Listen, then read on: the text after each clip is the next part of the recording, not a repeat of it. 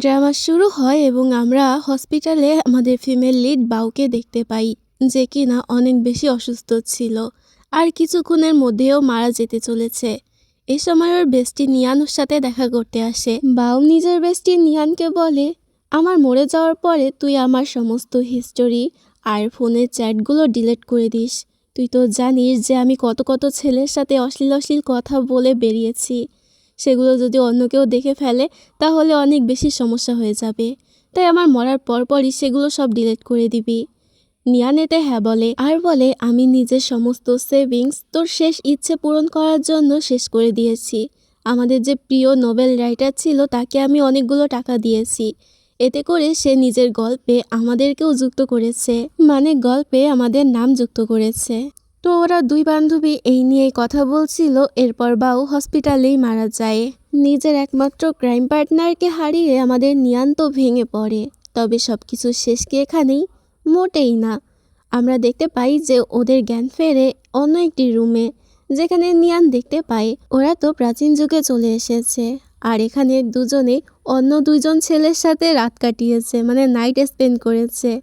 আর বাউ তো এখনো হা করে ঘুমাচ্ছিল। এদিকে বাউকে জড়িয়ে ধরেছিল যে ছেলেটা, সে নিয়ানকে একদম কড়াভাবে না করে দেয় এই বিষয়ে যেন কেউ জানতে না পারে। এরপর দুজন ছেলেই সেখান থেকে চলে যায়। তো ওই ছেলেগুলোর পরিচয় আমরা একটু পরে জানতে পারবো। এরপর বাউয়ের যখন জ্ঞান ফেরে নিয়ান ওকে সব কিছু জানায়। বাউ তো এতে এক্সাইটেড হয়ে যায় আর বলে, আমি যে ছেলেটার সাথে নাইট স্পেন্ড করেছি তার অ্যাবস এবং বাইসেপ কেমন ছিল। মানে এই গাধা তো এখনো এসব নিয়েই ভাবছে। ওরা যে টাইম ট্রাভেল করে এই যুগে চলে আসলো সে নিয়ে ভাবার ওদের টাইমই নেই। তখনই সেখানে সিস্টেম হাজির হয়। সিস্টেম ওদেরকে জানায়, তোমরা এখন একটা নভেলের ভিতরে চলে এসেছো, যে নভেলে তোমরা নিজেদের নাম নিজেরাই লিখিয়েছিলে। তো এখন তোমাদেরকে একটা মিশন দেওয়া হবে।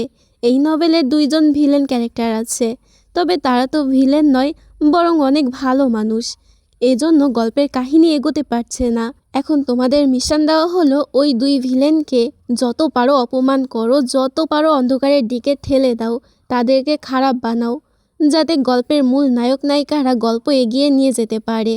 যদি ভিলেনগিরি নাই করে তাহলে সেটার গল্প হলো নাকি? তোমাদের হাতে মাত্র 3 মাস সময় আছে। এর মধ্যে যদি মিশন কমপ্লিট না করতে পারো তাহলে তোমাদেরকে পুরো পৃথিবী থেকেই নিশ্চিহ্ন করে দেওয়া হবে। আর যদি তোমরা মিশন সাকসেসফুলি করতে পারো তাহলে তোমাদেরকে 3 মিলিয়ন টাকা পুরস্কার দেওয়া হবে। তার সাথে বাউ, তুমি তো মারা গিয়েছিলে, কিন্তু তোমাকে আবারও নতুন একটা জীবন দান করা হবে।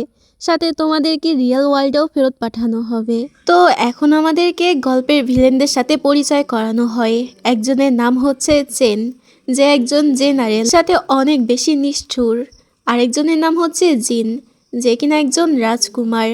তো গল্পের প্রথমেই আমরা এদেরকেই ওদের সাথে দেখেছিলাম। ওরা জানতে পারে যে ওরা এই গল্পের সাইড ক্যারেক্টার, মানে মূল চরিত্র নয়। নিয়ান তো এতে প্রচণ্ড রেগে যায়, কারণ ও নিজের সমস্ত জমানো টাকা সেই নভেল রাইটারকে দিয়ে দিয়েছিল একটাই শর্তে, যে ওদের দুজনকে গল্পের নায়িকা বানাতে হবে। তবে নভেল রাইটার তো ওদেরকে ধোকা দিয়ে দিল। কিন্তু যাই হোক, এখন ওদেরকে মিশন কমপ্লিট করতে হবে, না হলে দুজনেই একেবারের জন্য আখ্যা পেয়ে যাবে। তখনই সেখানে একজন ছেলে হাজির হয়।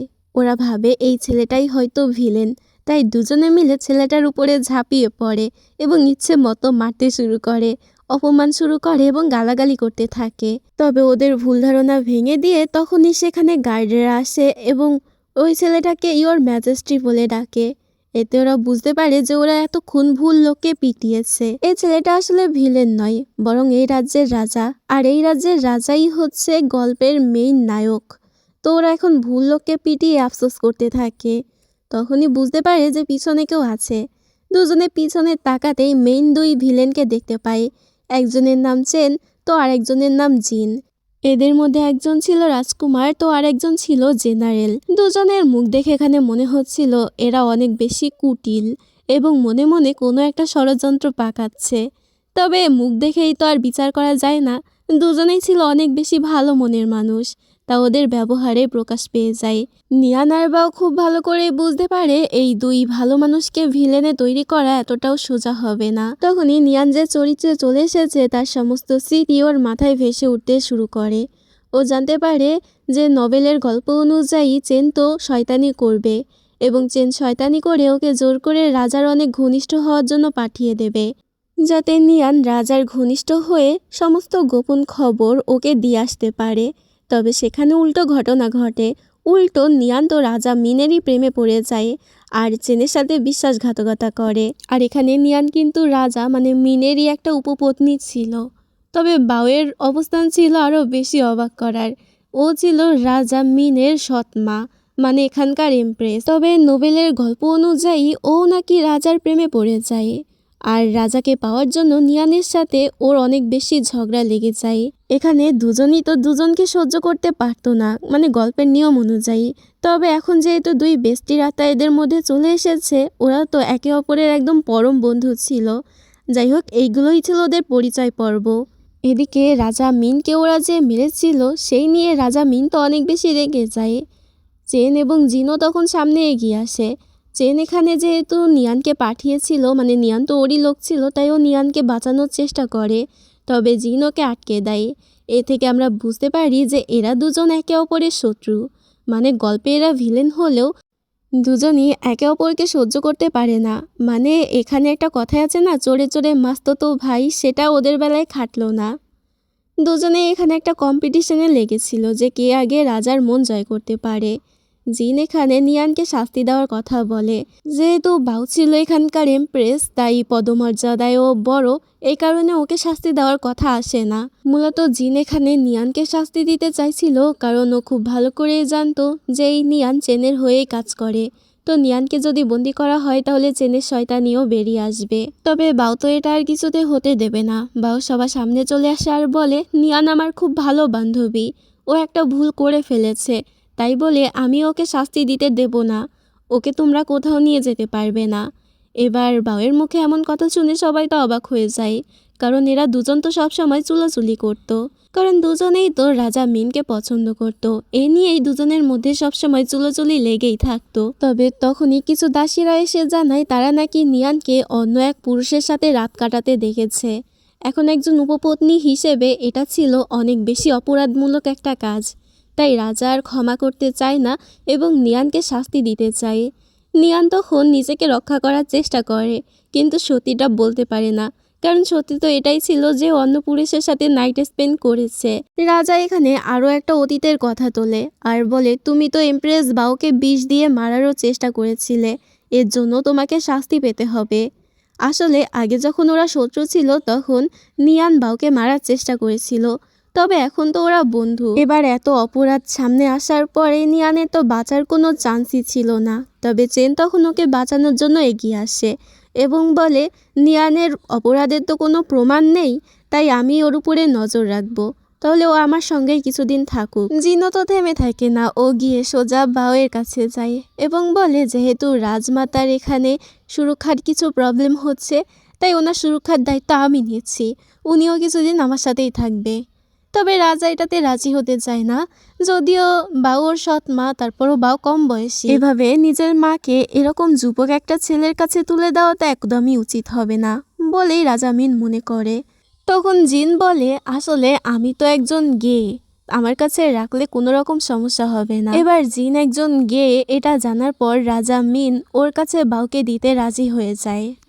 এবার এই দুই বেস্টি একে অপরের থেকে একদমই আলাদা হতে চাচ্ছিল না, তারপরও জোর করে দুজনকে দুই দিকে নিয়ে যাওয়া হয়। তো এরপর চেন যখন বাড়িতে ফিরে আসে তখন নিয়ানের বাবা এবং ভাই সেখানে আসে।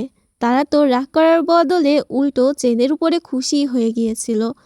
নিয়ানের বাবা বলে, আপনাকে অনেক বেশি ধন্যবাদ যে নিয়ানকে আপনি আবারও 3 বারের মতো রাজার হাত থেকে বাঁচিয়েছেন। এখানে আমরা আরও একটা সত্যি জানতে পারি যে চেন নয় বরং নিয়ানের বাবাই ওকে রাজার কাছে বিয়ে দিয়েছে, যাতে নিয়ান রাজার ঘনিষ্ঠ হয়ে গোপন সব তথ্য তাকে দিতে পারে। তবে তারা জানতে পেরেছে নিয়ান নাকি রাজা মিনকে ভালোবেসে ফেলেছে এবং তাদের সাথে বিশ্বাসঘাতকতা করার চেষ্টা করেছে, তাই তারা এখানে রেগে যায়। নিয়ানের বাবা বলে, আমি এক্ষুনি ওকে শাস্তি দেব, ওকে আমার হাতে তুলে দিন। তবে চেন এতে নিষেধ করে দেয় আর বলে এর কোনো দরকার নেই। অন্যদিকে আমরা নিয়ানকে দেখতে পাই, যাকে তো একটা রুমের মধ্যে বন্দি করে রাখা হয়েছিল। নিয়ান বারবার বেরোনোর চেষ্টা করছিল, তবে তখনই সিস্টেম এসে ওকে বাধা দেয় এবং বলে, যদি তুমি এখান থেকে মুক্ত হতে চাও তাহলে তোমাকে প্রথমে চেনের বিশ্বাস অর্জন করতে হবে, তার অনেক কাছাকাছি যেতে হবে, তারপরেই তুমি তাকে ধোঁকা দিয়ে এখান থেকে বের হতে পারবে। আর এখানে সিস্টেম ওকে একটা গুরুত্বপূর্ণ তথ্য দেয় যেটা ও জানতো না। মূলত চেন ওকে মনে মনে অনেক বেশি লাইক করে। চেন কখনোই কোনো মেয়েদের নিজের কাছে আসতে দেয় না, তবে একমাত্র নিয়ানই আছে যাকে চেন মনে মনে পছন্দ করে। তো সিস্টেম এখানে ওকে একটা আইডিয়া দেয়, প্রথমে চেনের মন জয় করো, তারপর এখান থেকে কোনো একটা সুযোগ নিয়ে পালিয়ে যাও। এরপর আমরা অন্যদিকে সিন দেখতে পাই যেখানে বাউকে জিন বন্দি করে রেখেছিল। তবে জিন লক্ষ্য করে বাউয়ের আচরণ তো আগের থেকে একটু অন্যরকম লাগছে। মানে আগে যে রাজমাতা ছিল সে তো সবসময় অহংকারী ভাব নিয়ে চলতো, তবে এই বাউ ছিল এক নম্বরের গাধা আর বোকাশোকা স্বভাবের। জিন তো সরাসরি এই বিষয়ে ওকে জিজ্ঞেস করে বসে। বাউ এতে প্রচণ্ড ঘাবড়ে যায় এবং বলে দেয় আসলে আমার স্মৃতিশক্তি চলে গেছে। জিন বলে ও আচ্ছা, তাহলে আমি আপনাকে কিছু কথা মনে করিয়ে দিই। রাজ্যে এখনো গুজব ছড়িয়ে আছে যে প্রয়াত রাজা মানে আপনার গত হওয়া স্বামীর সাথে বিয়ে হওয়ার আগেই আপনি আপনার স্টেপসনকে ভালোবাসতেন। বাউ এসব শুনে আরও বেশি ঘাবড়ে যায় এবং বলে আমার তো এসব বিষয়ে কিছুই মনে নেই। তবে তখন সেখানে সিস্টেম চলে আসে। সিস্টেম বাউকে বলতে থাকে এখনই সুযোগ, তুমি এই জিনকে অপমান করতে শুরু করো যাতে সে ভিলেনে পরিণত হয়। জিন যেহেতু একজন গে, তাই তুমি তাকে গে বলে অপমান করতে শুরু করো, তাহলে সে আরও বেশি রেগে যাবে। মনে রাখবে যে ভিলেন কখনো জন্ম থেকেই ভিলেন হয় না, তাকে ভিলেন তৈরি করতে হয়। অন্যদিকে চেন ও নিয়ানকে ডেকে পাঠায়। চেন এখানে ওকে জিজ্ঞেস করে সেদিন রাতে আমাদের মধ্যে এমন কি হয়েছিল যে আমরা চারজন একই বিছানায় চলে গিয়েছিলাম।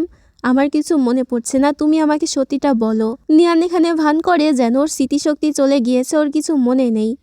তবে চেন এখানে ওকে অনেক বেশি হুমকি দিতে থাকে আর বলে যদি সত্যিটা না বলো তাহলে আমি তোমাকে মেরে ফেলবো।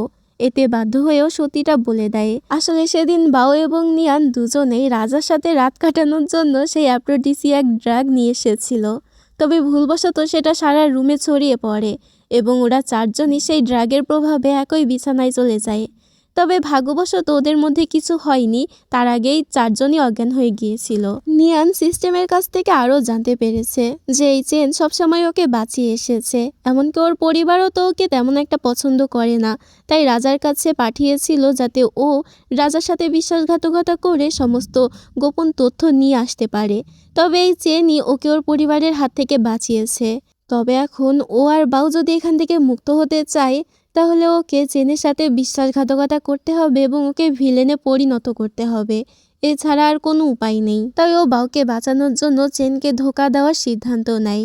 তবে প্রথমে ওকে চেনকে ইমপ্রেস করতে হবে, তাই তখন ও চেনকে সিডিউস করা শুরু করে দেয়। এবার যেহেতু চেনও ওকে মনে মনে লাইক করতো, তাই ও নিজের কন্ট্রোল হারিয়ে ওকে কিস করতেই যাবে, তার আগেই সেখানে নিয়ানের বাবা এবং ভাই চলে আসে। তবে সেই দৃশ্য দেখে অনেক বেশি খুশি হয়ে যায়, কারণ এতে তারই লাভ হবে যদি তার মেয়ের সাথে রাজকুমারের বিয়ে হয়। তাই সে দরজা লাগিয়ে সেখান থেকে চলে যায়। তবে এদিকে নিয়ানের প্ল্যান ভেস্তে যায় এবং চেন তাড়াতাড়ি সেখান থেকে চলে যায়।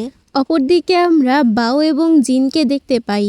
সিস্টেম এখনও বাউকে রাজি করাচ্ছিল আর বলছিল ওকে অপমান করার জন্য। তবে বাউ এতে রাজি হতে চায় না, তারপরও সিস্টেমের জোরাজোরিতে ও নিজের হাত তোলে জিনকে মারার জন্য। তবে যখনই ও জিনের এত হ্যান্ডসাম ফেস দেখে তখন ও আর চড় মারতে পারে না, বরং ওর হাত গিয়ে আলতো করে জিনের মুখে স্পর্শ করে। জিন তো এতে প্রচণ্ড অবাক হয়ে যায়, কারণ যে রাজমাতাকে ও চিনত সে সবসময় ওকে অপমান করত গে বলে। তখনই বাউ হাউমাউ করে কান্না শুরু করে, কারণ ও চেয়েও কিছু করতে পারছে না।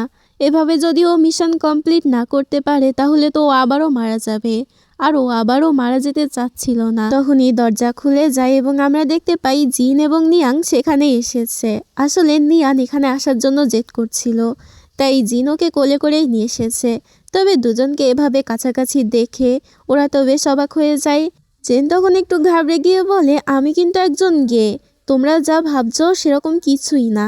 তবে তারপরও নিয়ান এটা বিশ্বাস করে না এবং বলে তুমি পরবর্তী থেকে আমার বেস্টির থেকে দূরে থাকবে। এদিকে এই দুই বেস্টি একে অপরকে পাশাপাশি পেয়ে অনেক বেশি খুশি হয়ে গিয়েছিল। ওরা তো গল্প জুড়ে দেয়। ওরা ঠিক করে যে ওরা দুজন আজকে এখানেই একসাথে ঘুমাবে, কিন্তু তখনই চেন এবং জিন ওদের খুশির মুহূর্তে এসে দুজনকে ধরে টানাটানি শুরু করে এবং নিজেদের সাথে করে নিয়ে যেতে চায়। তবে ওরা একে অপরকে ছেড়ে যেতেই চায় না। তখন জিন কথা না বাড়িয়ে উল্টো সেখানেই শুয়ে পড়ে। মানে বাউ যদি এখানে ঘুমায় তাহলে ও এখানেই ঘুমাবে। জিনও এটা দেখে ওদের পাশে শুয়ে পড়ে। এবার এই দুই বেস্টির কাছে এটা ভীষণ অদ্ভুত লাগে। মডার্ন যুগে থাকতে ওরা অনেক ধরনের বিএল নভেলও পড়েছে। ওদের মধ্যে একটা দুষ্ট ধারণা চলে আসে যে হয়তো এই দুই ছেলে একে অপরকে পছন্দ করে। যেহেতু আমাদের জিনও ছিল তাই ওরা মনে করে জিনও হয়তো গে। এরা উপর থেকে যতই নিজেদের মধ্যে শত্রুতা দেখাক না কেন একে অপরকে হয়তো মনে মনে লাইক করে। এটা ভেবেই দুজনে অনেক দুষ্টু দুষ্টু চিন্তা মাথার মধ্যে আনতে থাকে। তবে রুমের বাইরেই আমরা রাজা মিনকে দেখতে পাই যে অনেক বেশি ড্রিঙ্ক করছিল। তো সে ড্রাঙ্ক হয়ে ভিতরে চলে আসে এবং বাউকে ডাকতে থাকে। এখান থেকে আমরা জানতে পারি যে সে বাউকে অনেক আগে থেকেই পছন্দ করে। রাজা মিন বাউকে বলে, আমার বাবার সাথে আপনার বিয়ে হয়েছিল বলে আপনি আমার সৎ মা হয়ে গেছেন, কিন্তু আমি সত্যি আপনাকে অনেক বেশি ভালোবাসি, তাই আজকে আপনার হাত ধরতে এখানে এসেছি। এদিকে পর্দার ওপাশ থেকে এরা চারজন এটা শুনে বেশ অবাক হয়ে যায়। রাজা মিন তখন বাউয়ের হাত ধরার জন্য নিজের হাত পর্দার আড়াল থেকে ভিতরে ঢুকিয়ে দেয়, যেটা দেখে চারজনই তো বেশ ভয় পেয়ে যায়। জিন কিছুতেই চাচ্ছিল না যে মিন বাউয়ের হাত ধরুক, তাই ও তখন নিয়ানের হাত এগিয়ে দিতে যায়। তবে চেন ওকে ধরে ফেলে এবং ও এটা করতে দেয় না, কারণ ও তো মনে মনে নিয়ানকে লাইক করে। এবার এই চক্করে মিন তখন হঠাৎ করে জিনের হাতই খপ করে ধরে ফেলে এবং জিনের হাতে চুমু খেতে থাকে, এটা মনে করে হয়তো এটা বাউয়ের হাত। মিন যেহেতু ড্রাঙ্ক অবস্থায় ছিল তাই ও পার্থক্যটাই বুঝতে পারে না ছেলে আর মেয়ের হাতের মধ্যে। তবে যখন তিনি পর্দাটা সরায় তখন সামনে এই দুজনকে বসে থাকতে দেখে অবাক হয়ে যায়। তবে সাথে সাথে বাউ এবং নিয়ান তার উপরে একটা চাদর দিয়ে আটকে দেয়, যাতে তিনি কিছু বুঝতে না পারে বা তাদেরকে একসাথে দেখতে না পারে। দুজনে মিলে আচ্ছা মতো এখানে মিনকে পেটাতে শুরু করে যাতে মিনের জ্ঞান হারিয়ে যায়। তবে এটা করতে গিয়ে দুজনে তো মিনের শ্বাস রোধ করে ফেলেছিল। চেন এবং জিন যখন এটা বুঝতে পারে ওরা তাড়াতাড়ি গিয়ে ওদেরকে থামায়। পরের দিন সকালবেলা মিনের ঘুম ভাঙে। ওর অবস্থা বেশ খারাপ ছিল, সাথে কাল রাতে ড্রিঙ্ক করেছিল বলে রাতের কোনো কথাই মনে ছিল না। আর এই সুযোগের ফায়দা তুলে চেন এবং জিন তাকে ভুল বোঝায় আর বলে, কাল রাতে আপনি অনেক বেশি ড্রিঙ্ক করে নিয়েছিলেন আর প্রাসাদের বিভিন্ন কর্মচারীদের রুমে ঢুকে তাদের সাথে অশ্লীল আচরণ করেছেন, এমনকি একজনের সাথে জোর করে নাইট স্পেনও করতে চেয়েছিলেন। তাই এখন সেই কর্মচারীদের আপনাকে ক্ষতিপূরণ দিতে হবে। এখানে ওরা আগে থেকেই সাজিয়ে গুছিয়ে কিছু কর্মচারীদেরকেও এনেছিল। তবে এদিকে বাও এবং নিয়ান নিজেদের মিশনের চিটেপোটাও কমপ্লিট করতে পারেনি, তার উপরে গল্প বদলে দিচ্ছে। তাই সিস্টেম এবার নিজে থেকে ওদের সামনে আসে আর ওদেরকে বলে, তোমরা আসলেই অকর্মণ্য, তোমাদেরকে যে মিশন দেওয়া হয়েছিল তার বদলে তোমরা উল্টাপাল্টা কাজ করছো। তোমাদের উচিত ছিল যে ওদেরকে ভিলেনে পরিণত করা, তা না করে তোমরা ওদের সাথে ভালোবাসার সম্পর্ক করছো। আমি আর তোমাদেরকে 3 দিন সময় দেবো। এই 3 দিনের মধ্যে যদি মিশন কমপ্লিট না করতে পারো তাহলে তোমাদেরকে তোমাদের দুনিয়াতে ফেরত পাঠানো হবে। এবং যেহেতু বাউ মারা গিয়েছিল তাই ওকেও আর জীবিত করা হবে না। অন্যদিকে আমরা রাজা মিনকে দেখতে পাই, যার তো চেন এবং জিনের উপরে বেশ সন্দেহ হচ্ছিল যে চেন এবং জিন তার বিরুদ্ধে হয়তো বিদ্রোহ করার চেষ্টা করছে। তাই মিন এখানে ওদের দুজনকে একেবারে শেষ করে দেওয়ার জন্য একটা ফাঁদ পাতে। ও দুজনকেই ডেকে পাঠায় এবং ঠিক করে যখনই ওদের মধ্যে কেউ এই দরজা দিয়ে ভেতরে আসবে তখনই সে নিজেই নিজেকে আঘাত করবে এবং দোষ চাপিয়ে দেবে ওদের উপরে যে ওরা দেশদ্রোহিতা করে ওর উপরে আক্রমণ করেছে। প্রথমে সেখানে চেন আসে এবং অনেক সাবধানতার সাথে দরজা ফাঁক করে। এবার দরজায় শব্দ হতেই মিন তো তখনই নিজেকে আঘাত করে বসে। তবে এদিকে চেন ভিতরে ঢুকতে যাবে তার আগেই একজন এসে ওকে ডেকে নিয়ে যায়, যার ফলে রাজা তো মার খেলো ঠিকই, কিন্তু তার প্ল্যান সাকসেসফুল হলো না। এবার সে জিনের জন্য অপেক্ষা করতে থাকে। জিনও একইভাবে দরজা ফাঁক করে দেখে আর সাথে সাথে রাজা নিজেকে আঘাত করে। তবে জিনও ভেতরে না ঢুকে সেখান থেকে কাজের জন্য চলে যায়। তবে রাজা তো আগেই নিজেকে আঘাত করে ফেলেছিল, ফলে তার অবস্থা খারাপ হয়ে যায়।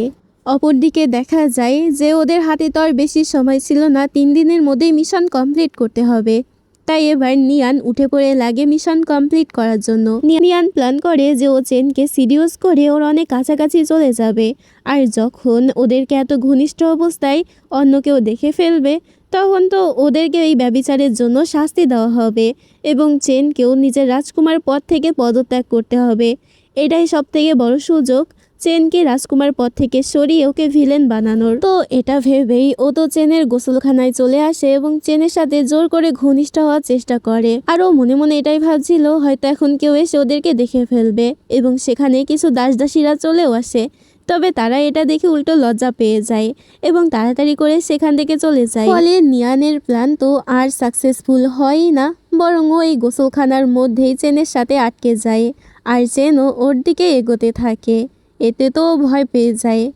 অপরদিকে আমরা বাউকেও দেখতে পাই যে জিনকে সিডিউস করার চেষ্টা করছিল, তবে অনেক চেষ্টা করার পরও ও তো এখানে জিনের জামাই খুলতে পারে না, যেটাতে জিনই উল্টো ওকে নিজের জামা খুলতে সাহায্য করে দেয়। মূলত বাউয়ের এরকম বোকামি দেখে ওর কাছে ভালোই লাগছিল। বাউ ওকে জোর করে একটা গাছের সাথে চেপে ধরতে চায়, তবে এটুকু শক্তি ওর মধ্যে ছিল না। তাই তখন জিন ইচ্ছে করে একটা গাছের সাথে সেটে যায়। বাও অপেক্ষা করছিল যে কেউ একজন আসুক আর ওদেরকে এইভাবে দেখে ফেলুক, তাহলেই তো কাজ হবে। কিন্তু সেখানে কর্মচারীরা আসে ঠিকই, কিন্তু তারা এদিকে একদমই পাত্তা দেয় না আর বলাবলি করতে থাকে। এরকম দৃশ্য দেখতে দেখতে আমরা অভ্যস্ত হয়ে গেছি। এটা শুনে বাউয়ের তো মাথায় হাত। ও তাড়াতাড়ি ওখান থেকে পালানোর চেষ্টা করলে জিন ওকে ধরে ফেলে এবং বলে, তুমি যা বলবে আমি তাই করব, কিন্তু তার জন্য একটা শর্ত আছে, তোমাকে আমার সাথে নাইট স্পেন্ড করতে হবে। এবার যেহেতু বাউয়ের কাছে সময় অনেক কম ছিল, তাই ও এই শর্তে রাজি হয়ে যায় এবং দুজনে একসাথে নাইট স্পেন্ড করে। তো এরপর আমরা পরের দিন সকালবেলা সিন দেখতে পাই, যেখানে বাউ তো বুঝতেই পেরে গিয়েছিল জিন কোনো গেই নয়, বরং ও এতদিন ধরে নিজের পুরুষত্বের পরিচয়টা লুকিয়ে রেখেছে। তখন নিয়ানও সেখানে হাজির হয়ে যায়। বেচারি তো কোমর ধরে হাঁটছিল, কিছুতেই হাঁটতে পারছিল না। বাউ এটা দেখে অন্য কিছু ভেবে নেয়, তবে ও যেটা ভাবছে সেটা একদমই হয়নি। নিয়ানের সাথে পুরো উল্টো ঘটনা ঘটেছে। আসলে আগের রাতে ও তো চেনকে সিডিউস করেছিল, তবে চেন সেটাতে সাড়া দেয়নি, বরং ওকে শাস্তিস্বরূপ সারা রাত ধরে ব্যায়াম করিয়েছে। আর এই কারণেই ওর কোমরের এই অবস্থা। তবে ও এই সত্যিটা নিয়ানকে জানায় না, কারণ এটা জানতে পারলে নিয়ানের কাছে ওর প্রেস্টিজ পাঞ্চার হয়ে যাবে যে ও সামান্য একটা ছেলেকে সামলাতে পারে না। তখনই সেখানে সিস্টেম হাজির হয়। সিস্টেম ওদের উপরে অনেক বেশি রেগেছিল, কারণ ওরা কোনো কাজই ঠিকমতো করতে পারছে না। তাই সিস্টেম ওদেরকে বলে, এবার আমি তোমাদেরকে একটা আইডিয়া দিচ্ছি। কিছুদিন পরে রাজ্যে খরা হবে, আর এই খরায় ভোগা অসহায় মানুষদের জন্য যে ত্রাণ পাঠানো হবে তার দায়িত্ব দেওয়া হবে চেন এবং জিনের উপরে। তোমাদেরকে ওই ত্রাণের খাবারের ভিতরে বিষ মিশিয়ে দিতে হবে, যাতে ওই খাবারগুলো খেয়ে সকল শরণার্থীরা মারা যায়। তাহলে এই দোষ গিয়ে পড়বে সোজা চেন এবং জিনের উপরে। তখনই তোমাদের মিশনটা সাকসেসফুল হবে। কিন্তু বাও এবং নিয়ান এটা করতে একদমই রাজি হতে চায় না, কারণ এতে তো মানুষের ক্ষতি হবে, আর ওরা কিছুতেই সাধারণ মানুষকে হত্যা করতে পারবে না। সিস্টেমেতে রেগে যায় আর বলে, তোমরা ভুলে যাচ্ছ ওরা কেউ বাস্তবের দুনিয়াতে মানুষ নয়, বরং ওরা একটা গল্পের চরিত্র। তবে এতেও বাও আর নিয়ান রাজি হয় না। নিয়ান উল্টো প্রশ্ন করে বসে, তুমি তো বলেছিলে যে এই গল্পের ভিলেন হচ্ছে চেন এবং জিন। তো চেন এবং জিন যদি সত্যিই ভিলেন হয়েই থাকে, তাহলে ওরা কেন আমাদের সাথে এতদিন একটুও খারাপ ব্যবহার করলো না? বরং ওদের কাছাকাছি থাকতে পেরে আমরা বুঝতে পেরেছি যে ওরা মনের দিক থেকে বেশ ভালো, কোনো দিক থেকেই ভিলেন নয়। এবার এই প্রশ্নের উত্তরটা স্বয়ং আমাদের সিস্টেমের কাছেও ছিল না। তারপরও সিস্টেম ওদেরকে বোঝানোর ট্রাই করে, তবে বাও আর নিয়ান কিছুতেই রাজি হয় না। এই কিছুদিনের মধ্যেই খরা শুরু হয়ে যায়। বাও আর নিয়ান সিদ্ধান্ত নেয় নিজেরা গিয়ে শরণার্থী শিবিরে কি হচ্ছে সেটা দেখবে। তবে ওরা গিয়ে ওখানে দেখতে পায় কিছু শরণার্থী খাবার খেয়েছে, তবে তাদের উপরে বিষক্রিয়া শুরু হয়ে যায় সাথে সাথে। এতে তো ওরা অবাক হয়ে যায়, কারণ ওরা তো কোনো বিষ মেশায়নি, তাহলে বিষটা মেশালো কে? এই সময় আমরা চেন এবং জিনকে দেখতে পাই, দুজনেই ওখানে ছিল। তারপরও সেই শরণার্থীদের এই অবস্থা দেখে ওদের মধ্যে কোনো পরিবর্তনই আসে না। এটা দেখে নিয়ান এবং বাও দুজনেই ভয় পেয়ে যায়। ওরা ভাবে চেন এবং জিন হয়তো সত্যি সত্যি ভিলেন হয়ে গেছে, তাই ওরা পালাতে যায়। তবে অপর একজন লোক ওদেরকে কিডন্যাপ করে একটা জেলে বন্দি করে দেয়।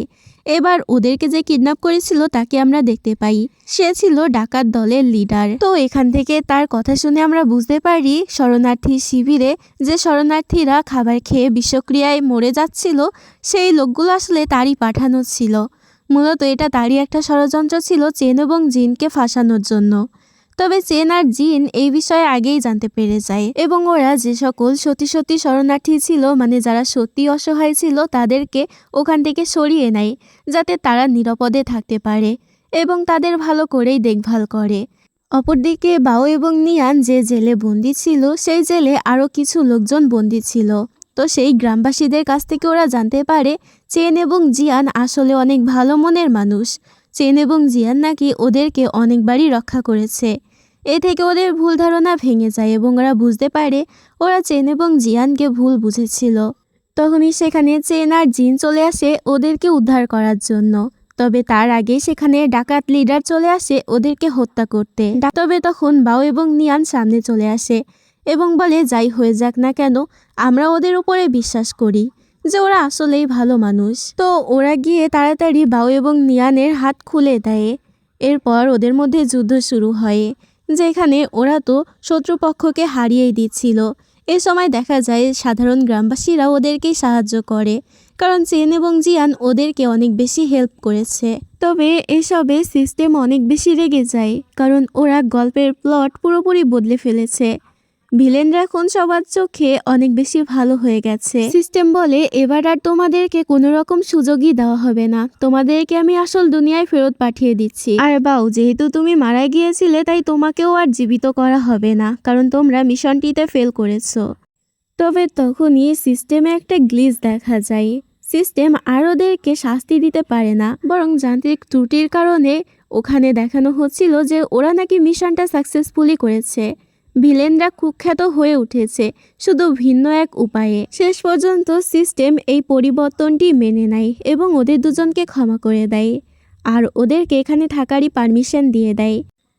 এরপর থেকে জীবন এভাবেই চলতে লাগে ওদের চারজনার। চেন এবং জিনের মধ্যে তর্ক বিতর্ক, ওদের অদ্ভুত সব রাতের বেলা হাঁটা চলা এবং শান্ত কিছু মুহূর্তের মধ্যে দিয়ে। তবে চারজনকে খুশি দেখে বেচারা মিনের তো কষ্টে বুকটা ফেটেই যাচ্ছিল। ও বলতে থাকে আমার ফিলিংসের কেউই মূল্য দেয় না, এটা বলেও নিজের চোখ মুছে। বাও এখনও নার্ভাস হয়ে পড়তো যখন জিন ওকে ওর অ্যাপস আর পেশিবহুল পেট স্পর্শ করার অনুমতি দিত। দিকে নিয়ানো নিজের জীবন ভাগ করে নিয়েছিল চেনের সাথে এক গভীর সম্পর্কের মধ্যে দিয়ে, কিন্তু সেখানে আর কোনো মিথ্যা ছিল না। সব কিছুই ভালোই চলছিল যতক্ষণ না কোনো আগাম সতর্কতা ছাড়াই চারজনই একই সঙ্গে একই বিছানায় বিভ্রান্ত অবস্থায় জেগে ওঠে। তখনই সেখানে সিস্টেম হাজির হয়। আসলে সিস্টেমে যে যান্ত্রিক ত্রুটি হয়েছিল সেটা ঠিক করা হয়ে গেছে। সিস্টেম এখানে ওদেরকে বলে সময় চলে এসেছে এই গল্পে আসল ফিমেল লিডকে প্রবেশ করানোর। আর গল্পের প্লট অনুযায়ী এই দুই ভিলেন মানে চেন এবং জিন ফিমেল লিডের প্রেমে পাগল হয়ে যাবে আর বাও এবং নিয়ানকে পাত্তাই দেবে না। হঠাৎ তখনই কেউ একজন ওদের দরজায় জোরে জোরে নক করতে থাকে। ওরা বুঝতে পারে আসল ফিমেল লিড চলে এসেছে। তাহলে এখন ওদের কি হবে? আর এই প্রশ্নটা রেখেই আমাদের আজকের ড্রামাটি এখানেই শেষ হয়ে যায়। তো তোমাদের কাছে এই ড্রামাটি কেমন লেগেছে তা অবশ্যই কমেন্ট করে জানাও এবং এরকম নতুন নতুন ড্রামা পেতে চ্যানেলটি সাবস্ক্রাইব করতে ভুলো না। তো আজ এখানেই বিদায় নিচ্ছি, দেখা হবে